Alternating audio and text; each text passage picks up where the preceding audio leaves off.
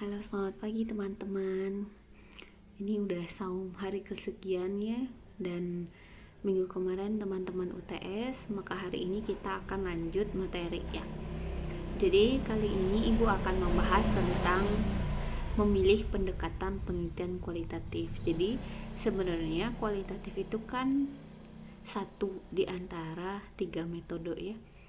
Ada kuali, ada kuanti, dan ada mixed method. Nah, ada lagi yang lain sih sebenarnya, tapi kita cukup bahas 3 aja. Nah, dari 3 tersebut ya, kualitatif ini memiliki beberapa pendekatan. Mungkin teman-teman kalau misalnya melihat judul skripsi ada yang begini, penelitian fenomenologis, atau misalnya penelitian studi kasus gitu. Nah, jadi ada 5 bentuk dari pendekatan penelitian tersebut ya. Jadi kita akan, pendekatan itu maksudnya gini, kita akan melihat fenomena ini sebagai apa gitu, sebagai apa sih gitu. Misalnya ada satu kejadian ya, apa sih yang mau kita lihat dari kejadian itu. Nah, ada 5 ya. Yang pertama itu ada naratif, yang kedua itu ada fenomenologi, ada grounded ya, ada grounded teori, ada etnografi, dan ada studi kasus. Jadi ada 5. Nah, di antara 5 ini ya, kan suka bingung, Bu, fenomenologi itu yang mana, studi kasus itu yang mana. Ini saya mau mengangkatnya dari sisi fenomenologi, mengangkat dari studi kasus, atau mengangkat dari etnografi. Nah, jadi teman-teman harus tahu dulu basicnya apa. Nah, pertama, ini ada beberapa perbandingan ya. Kalau teman-teman, jadi fokusnya tuh apa sih gitu. Fokus itu kan berarti masalah yang akan kita lihat itu apa ya. Kalau misalnya kita nanti bikin latar belakang masalah, nanti kita akan menguatkannya di mana, begitu, di fokusnya ini ya. Jadi pertanyaan penelitian kita nanti akan sekitar ini. Nah, kalau naratif itu ya, kita akan mengeksplorasi kehidupan seseorang. Artinya mengeksplorasi kehidupan seseorang tuh kita akan membuat biografi atau autobiografi tentang seseorang gitu. Nah, jadi memang khusus gitu ya, naratif ini tentang orang ya, kehidupan orang. Terus ada lagi fenomenologi ya. Fenomenologi itu memahami esensi dari pengalaman. Jadi misalnya pengalaman seseorang dalam misalnya jurnalis ya, pengalaman jurnalis dalam meliput berita misalnya, itu fenomena ya. Atau misalnya bagi jurnalis makna dari jurnalis bencana itu sendiri bagi dia apa gitu. Nah, itu kaitannya dengan pengalaman ya. Nah, jadi hal-hal yang berkaitan dengan bagaimana sebuah kejadian gitu ya, dan itu tuh secara sadar gitu dilaksanakan dan dalam jangka waktu yang lama dan tidak ada batas waktunya gitu. Nah, apa yang dia rasakan? Nah, itu pengalaman. Jadi ini memang kajiannya tentang individu yang mengalami sebuah kondisi komunikasi gitu ya. Nah, apa yang dia rasakan? Nah, itu fenomena ya. Dan lagi-lagi fenomena ini tidak dibatasi oleh waktu ya. Jadi pengalaman sadar seseorang ini tuh. Contoh pengalaman mencontek misalnya ya. Nah, itu adalah sebuah fenomena. Atau misalnya pengalaman kalau misalnya injury time misalnya, kan itu selalu dilakukan misalnya oleh mahasiswa. Kok bisa ya mereka selalu injury time ngerjain tugas gitu. Kenapa sih itu, kan masih ada waktu yang lain. Nah, kenapa harus injury time? Nah, itu bisa loh jadikan, tapi kan balik lagi penelitian terus ada manfaatnya ya. Kalau nggak ada manfaatnya buat apa kita teliti. Terus ada lagi grounded teori. Jadi kalau grounded teori nanti teman-teman harus mengembangkan teori dari data yang ada di lapangan ya. Jadi memang kalau misalnya di antara 5 ini yang paling berat. Jadi kita harus mengembangkan teori. Nah, etnografi ini ya, kalau etnografi dia turunan dari fenomenologi sebenarnya. Kalau fenomenologi tadi berupa pengalaman ya, atau misalnya bagaimana sih pola komunikasi mereka gitu. Nah, kalau misalnya etnografi itu mendeskripsikan dan menafsirkan satu masyarakat tutur yang sama. Ya, satu masyarakat tutur yang sama tuh misal nih ya, Sunda. Ya, Sunda tuh kan ada banyak ya. Misalnya kalau yang lebih detail lagi, di Sunda itu ada misalnya ada kuda renggong ya, ada budaya kuda renggong misalnya. Kuda renggong gitu ya. Apa ya, Ibu lupa deh. Nah, itu bagaimana mereka menafsirkan kebudayaan itu. Gitu, ya. Menafsirkan peristiwa-peristiwa komunikasi yang ada dalam kebudayaan itu. Contoh misalnya ya, yang paling sederhana,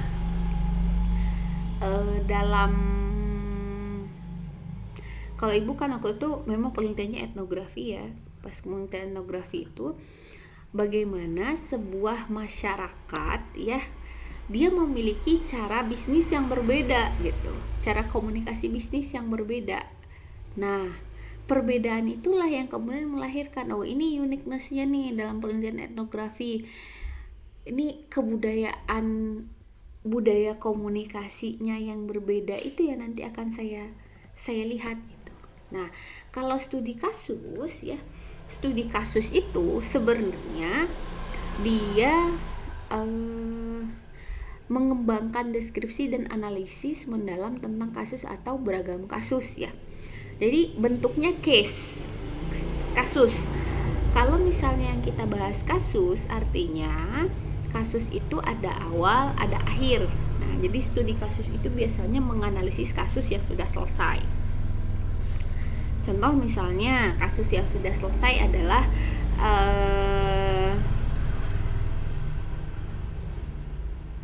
kita melihat ya bagaimana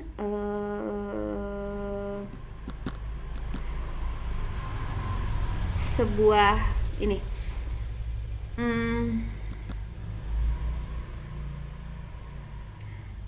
peristiwa komunikasi, misalnya nih kalau di PR ya sering ada kegiatan promosi gitu. Nah, di sana kita bisa melihat bagaimana sih promosinya. Jadi kinerja PR dalam mempromosikan PT ini di acara X. Nah, itu tuh kan jelas tuh kasusnya, kinerja siapa? PR kan ya, kasusnya yang mana? Nah, perusahaannya yang mana? Nah, itu tuh jelas gitu. Studi kasus tuh memang case-nya satu case atau beberapa case, tapi ada batas waktunya gitu. Terus perbandingannya lagi adalah satuan analisis. Jadi kalau misalnya ini karena tadi kita mengeksplorasi kehidupan seseorang ya, jadi mempelajari satu atau lebih individu ya. Kalau ini kita meneliti beberapa individu yang mengalami fenomena yang sama. Misalnya fenomena terlambat datang ke kampus, misalnya fenomena mencontoh saat ujian, atau misalnya fenomenanya adalah anak-anak yang mengalami broken home misalnya, atau jurnalis-jurnalis yang memiliki pengalaman di jurnalis bencana. Nah, itu ya, si individu itu hanya beberapa teman-teman, dan harus jelas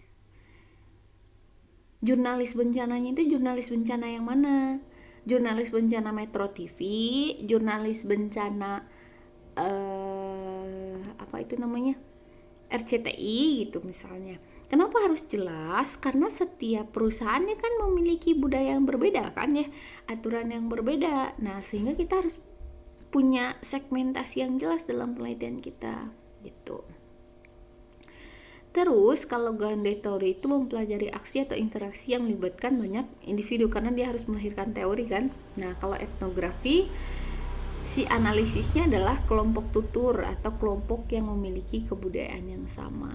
Kalau studi kasus yang dia pelajari itu adalah peristiwa ya, program, aktivitas atau lebih dari satu individu ya. Jadi ada kegiatan apa gitu, ada aktivitas apa, dan kemudian si aktivitas ini dianalisis ya, lebih mendalam. Nah, jadi kalau misalnya kalian nanti pas UP bikin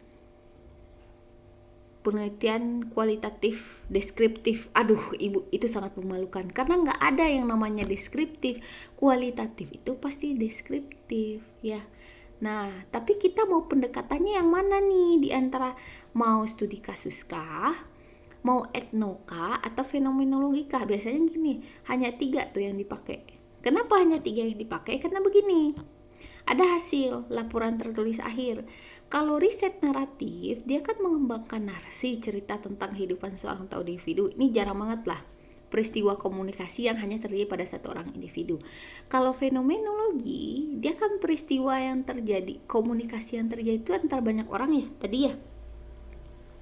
Nah, antar banyak orang, pengalaman yang dilaksanakan oleh beberapa orang, pengalamannya sama, tempatnya sama gitu ya, dengan kondisi yang sama. Nah, kalau grounded teori itu insya Allah susah. Jadi ganti aja. Grounded itu kita harus menemukan teori baru. Nah, biasanya 3 ini. Kalau nggak fenomenologi, etnografi ya, studi kasus begitu. Ya. Jadi kalau misalnya teman-teman bingung, Bu, saya punya ide nih Bu gitu. Karena kan udah semester lumayan lanjut ya. Semester kalian udah semester tua lah. Nanti di grup WA kalian coba, Bu, saya pengen kemarin udah bahas topik kan. Nah, dari topik ini tuh kira-kira di antara 3 fenomenologi, etnografi, dan studi kasus itu teman-teman yang mana sih? Gitu. Apakah fenom, apakah etno, apakah studi kasus nih yang akan saya gali gitu. Oke. Next ya. Jadi cobalah cari yang benar-benar teman-teman pahami. Di antara 3 tadi, coba teman-teman baca referensi. Nanti kita akan diskusi di grup apa yang teman-teman pahami tentang studi kasus, fenomenologi, dan etnografi. Sekarang ibu akan meminta teman-teman nyari ya. Jadi tidak hanya di ibu yang memberikan, karena kalau yang kemarin-kemarin memang itu kan sangat praktikal. Tapi kalau misalnya ini ibu pengen teman-teman paham dari teman-teman sendiri, fenomenologi itu apa, etnografi itu apa, dan studi kasus itu apa ya. Agar nanti gini, kenapa sih Bu kita bahasnya ini dulu, kenapa nggak bahas latar belakang langsung? Karena biasanya kesalahan senior-senior kalian itu ketika menulis skripsi, mereka nggak paham konsep-konsep ini, sehingga nggak jelas penelitiannya itu penelitian apa sih sebenarnya. Mau meneliti tentang kasus tapi dibikin fenomenologi padahal itu kasus itu, dibikin fenomenologi tapi ada etnografi di dalamnya, bagaimana? Nah, jadi ibu pengen teman-teman paham dulu. Nanti kita akan diskusi di grup ya. Oke, segitu dulu. Kita tutup dengan hamdalah. Assalamualaikum teman-teman.